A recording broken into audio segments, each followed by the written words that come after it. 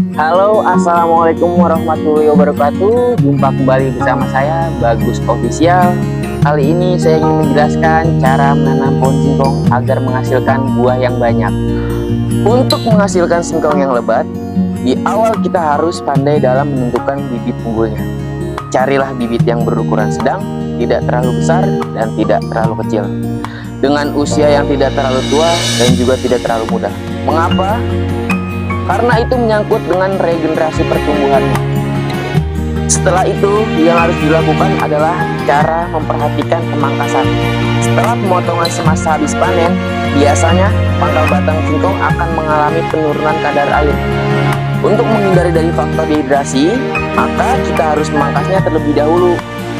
Dalam pemangkasan, hindarilah bekas pelepah agar tidak rusak, sebab munculnya akar maupun mata tunas itu berawal dari bekas pelepah tersebut. Maka dari itu potonglah bagian yang aman jauh dari bekas pelepah.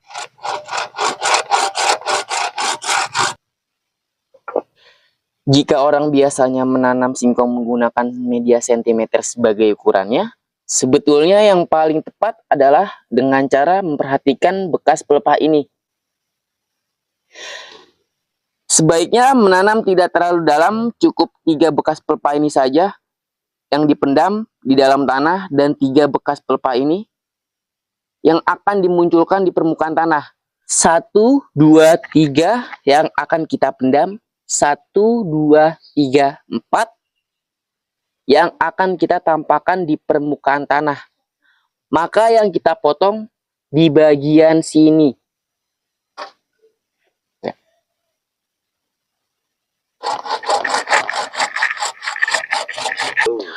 Untuk contoh yang pertama ini, nanti akan saya tanam dengan cara stek berdiri.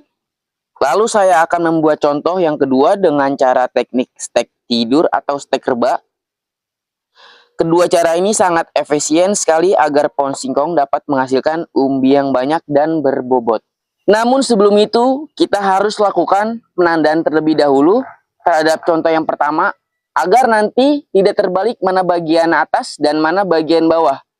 Kita dapat melakukan dengan cara sistem pelukaan sedikit pada areal pangkal.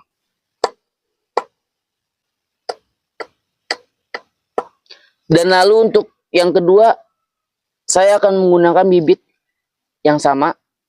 Perbedaannya di sini adalah karena menanamnya dengan cara stek rebah ataupun stek tidur, maka yang dibutuhkan bibitnya lebih pendek dari tanam daripada stek yang berdiri. Untuk stek tidur ini, kita cukup menggunakan 5 bekas pelepah ini saja nih. 1, 2, 3, 4, 5 sudah cukup. Lalu kita potong.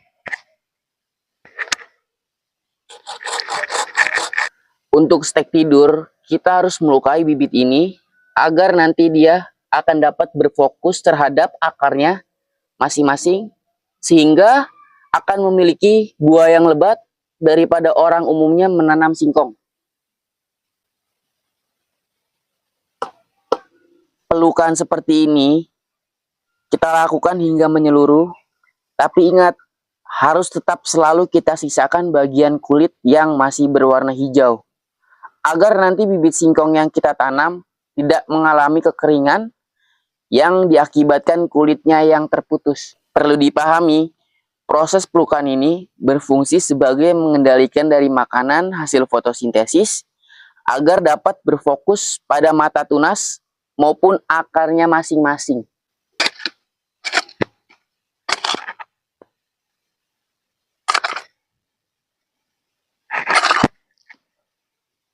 Langkah yang berikut, kita harus menyediakan lahan tanam yang memadai, yaitu dengan cara membuat gundukan yang memanjang seperti ini, agar jika nanti menapaki musim penghujan, umbi singkong tidak akan mengalami pembusukan.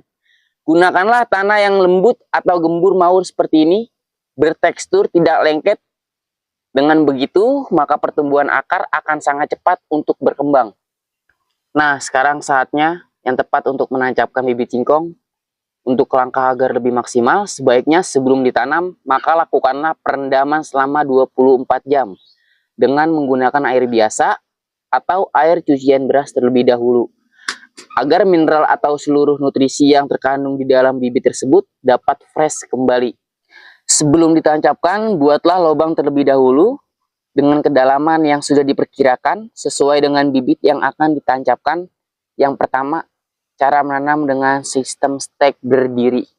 Yang ditanam dengan cara stek berdiri, maka hanya 3 bekas pelepah yang kita pendam, lalu sisanya harus kita tampakkan di permukaan tanah. Jangan sampai memendam secara menyeluruh, karena nanti tunas akan terhambat masa pertumbuhannya. Nah, saya rasa ini sudah jelas cara menanam yang baik dengan cara stek berdiri. Lalu untuk sampel yang kedua, saya akan mencontohkan dengan cara stek rebak ataupun stek tidur.